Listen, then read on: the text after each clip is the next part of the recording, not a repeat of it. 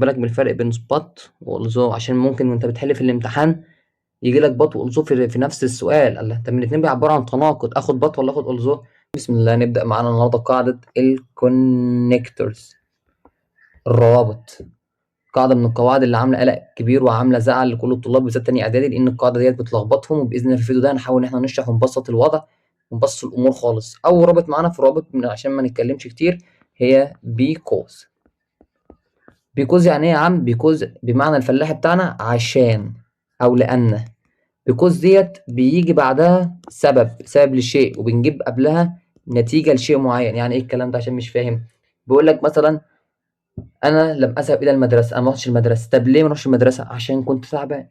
يبقى السبب ليه ما رحتش المدرسه؟ كنت تاني ايه؟ تعبان. مثال سهل خالص وبسيط جدا، بيقول لك مثلا ايه؟ I didn't go to school. انا لم اذهب الى المدرسه. طب ليه؟ طب ليه بقى؟ because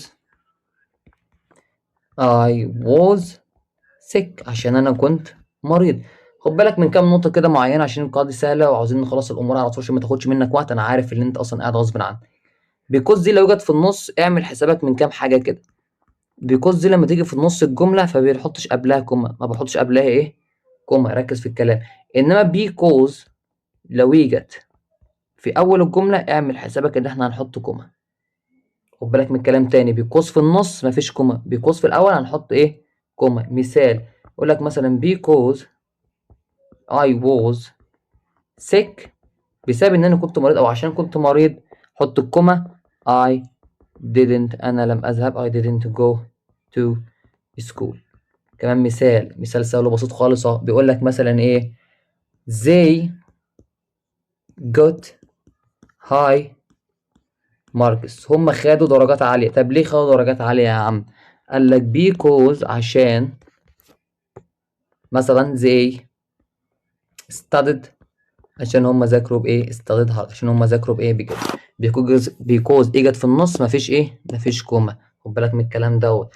يبقى عشان هم خدوا درجات عالية بسبب ان هم ايه؟ ذاكروا كويس. سهل وبسيط، مفيش اي حاجة صعبة خالص. تاني رابط معانا هو so ركز معايا في النص لازم احط قبلها كوما. فالصو ده هي بيجي قبلها بقى العكس، بيجي قبلها السبب وبعدها بنجيب النتيجة للشيء اللي حصل.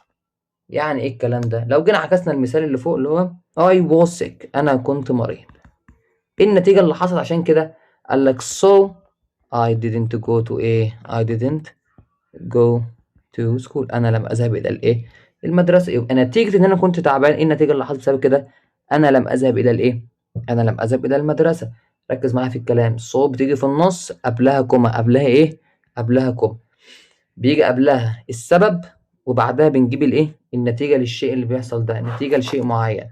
يقول لك مثلا كمان مثال سهل خالص وبسيط. المثال بيقول لك مثلا ايه؟ I felt tired. I felt، آسف، I felt مثلا thirsty، أنا شعرت بالعطش. So I drank some water، شربت بعض من الماء، شربت شوية مية. باخد بالك من الكلام. هنا بيقول لك إيه؟ بيقول لك هنا أنا كنت عطشان. طب نتيجة إن أنا كنت عطشان إيه اللي حصل يا عم الناس؟ أنا رحت شربت إيه؟ شوية مية. يبقى نتيجة بيجي بعدها النتيجة للإيه؟ للسبب الأساسي، أنا كنت عطشان لذلك رحت شربت شوية إيه؟ مية. دي مفيش أي حاجة صعبة، سهلة وبسيطة خالص، مفيش فيها أي حاجة إيه؟ صعبة. صلي على النبي، ما تنساش تصلي على النبي. دايما صلي على النبي كده عشان ربنا يفتحها في وشك بإذن الله. نخش بقى اللي عامل لنا قلق في كل الحوار ده اللي هم أدوات التناقض. بط، أول واحدة معانا بط. بط دي مالها؟ بط دي يا عم الناس بنحط قبلها كوما. خد بالك في النص بنحط قبلها إيه؟ بنحط قبلها كوما. بيجي قبلها جملة طبيعية، جملة أساسية مفيش أي حاجة خالص، وبعدها بيقول لك حاجة اسمها نتيجة. ركز في الكلام. نتيجة غير متوقعة. ما كنتش تتخيل إن الحاجة دي تحصل لك. يعني إيه الكلام ده مثلا؟ بيقول لك he is healthy. الراجل ده يا عم صح 24 ساعة ما شاء الله. مش جيم للبيت للأكل الصحي، جميل جدا ما شاء الله ربنا يزيده. حطيت القيمة الجميلة بتاعتي وجيت كملت قلت but، ولكن he eat pizza مثلا. آسف هنا غلطة، he eats pizza عشان ده مضارع بسيط. آسف، فاحنا هنحط الايه؟ الاس بتاعت الايه؟ المضارع. هو راجل صحي ما شاء الله. المفروض الراجل الصحي اللي زي ده ما ياكلش دهون وما ياكلش حاجة تأثر فيه، يعني أنا آسف. يبقى هو لازما إن هو ما بياكلش بيتزا ولا ياكل ولا يشرب صودا ولا الحاجات دي خالص. يبقى إزاي بقى هو راجل صحي؟ يبقى فينا تناقض أهو. فينا تقول لك إيه، هي إز هيلثي، هو صحي، يبقى لكن هو بياكل بيتزا، تبقى نتيجة غير متوقعة. مثال كمان مثلا يوضح لك الدنيا دي كمان، يقول لك مثلا the weather الطقس is cold، الجو بارد، but I feel hot، حاسس ان الجو حر. طب ازاي هو الجو بارد؟ انت بقى شعورك ده لنفسك بقى، يبقى نتيجة غير ايه متوقعة، دي but. المثال ده موجود عندك في قلب الكتاب بتاعك، بيقول لك ايه قراءته، بيقول لك ايه بقى، بيقول لك مثلا سامي is small but he is strong. الله، ازاي يا عم ده راجل قصير مش باين من الارض، بس على الرغم من ذلك او لكن هو ايه، هو قوي. يبقى بط بتيجي في النص بيجي قبلها كوما وبيجي بعدها نتيجة غير متوقعة. خش لي بقى يا عم على اللي عامل قلق كمان، although. although معناها على الرغم من. خد بالك من الفرق بين spot و although، عشان ممكن وانت بتحل في الامتحان يجي لك بط و although في نفس السؤال. الله، طب من الاتنين بيعبروا عن تناقض، اخد بط ولا اخد although؟ خد بالك بط بتيجي في النص مفيش قبلها كوما، although بتيجي في النص ما باخدش قبلها ايه كوما، اسف، بط بناخد قبلها كوما، انما although مفيش قبلها ايه كوما. عكس بط بالظبط، قلنا بط بيجي بعدها نتيجة غير متوقعة، الظو بيجي قبلها نتيجة غير متوقعة، وبيجي بعدها الايه يا عم الجملة الأساسية بتاعتنا. يعني بقول لك مثلا ايه، نفس المثال بالظبط، he eats، هو بياكل بيتزا although، على الرغم، he is healthy، على الرغم من ذلك هو راجل ايه صحي. عكس الكلام بالظبط، الجملة الأساسية وبيجي بعدها النتيجة، بناخد النتيجة غير متوقعة وبعدها الجملة الأساسية. كلام سهل وكلام بسيط خالص، مفيش في أي مشكلة. آخر حاجة هنقولها، آخر نقطة هنقولها وتركز معايا بدل ما نصلي على النبي، although. although لو جت في الأول بقى بناخد بعدها الفكرة الأساسية بتاعتنا، وما تنساش تحط الايه الكوما، معلش عشان ما تتلخبطش، ركز بس معايا. although يجي بعدها فكرة أساسية وبعدها الكوما الجميلة، وبعد الكوما بناخد الجملة الغير متوقعة. يعني مثلا مثال بيقول لك although، على الرغم، they trained، هم اتمرنوا كويس، على الرغم ان هم اتمرنوا كويس، they مثلا lost، هم خسروا المباراة. يبقى عشان ما تتوهش مني نلخص كل اللي احنا قلناه كده بالراحة وعلى مهلك خالص.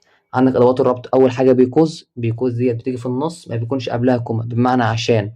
في النص مفيش قبلها كوما بمعنى عشان، بيجي بعدها سبب، بيجي بعدها ايه سبب، بيجي في النص يبقى لازم نحط بعدها ايه الكوما. بمعنى لذلك بيجي بعدها النتيجة، عكس ايه بيكوز بتيجي في النص لازم تحط الكوما اللي وجدت في النص. نيجي بقى اللي عاملين مشاكل شوية اللي هما بط والزو. بط بتيجي في النص قبلها كوما، الزو اجت في النص مفيش كوما، بيجي بعدها نتيجة غير متوقعة. لا، الزو بيجي قبلها نتيجة غير متوقعة، بيقول لك هي از هيلثي، هو صحي، بط هي ايتس بيتزا، بس بياكل بيتزا. لو جبتها في الزو اقول لك هي ايتس بيتزا الزو هي از ايه هيلثي. طب لو الزو اجت في الاول خد بعدها فكرة اساسية او جملة وبعدها كوما وجملة غير متوقعة. شوية أسئلة برضو كده عشان إيه الدنيا تثبت معانا كده ونحل مع بعض. نحل مع بعض كده بقى شوية أسئلة في كتاب المعاصرة. بيقول لك I felt tired، أنا شعرت بالتعب، هيحصل بعدها نتيجة إيه بقى، إيه اللي خلاك تشعر بالتعب، إيه اللي حصل لك بعد ما شعرت بالتعب.